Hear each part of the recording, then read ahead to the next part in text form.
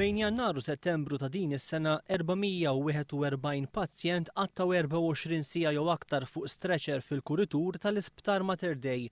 Għall-mistoqsija tad-Deputat Laburista Anthony Agius De Celis, il-Ministru Joe Cassar ikkonferma li nofs dawn il-każijiet seħħew fl-eqqel tas-sajf.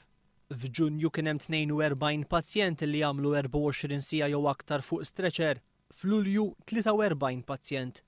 F'Awwissu 54 pazjent għamlu 24 siegħa jew aktar fuq stretcher u f'Settembru 81 pazjent, total ta' 220 pazjent b'kollox fis-sajf. Jiġifieri 50% tal-pazjenti kollha li fl-ewwel 9 xhur ta' din is-sena, skont il-Ministru Joe Cassar, għamlu 24 siegħa jew aktar jistennew fuq stretchers fil-Mater Dei. Din l-informazzjoni għal darb'oħra ġib fix-xejn dikjarazzjoni li l-istess Joe Cassar kien għamel ma' One News dwar kif skontu din is-sitwazzjoni tinħoloq biss fix-xitwa.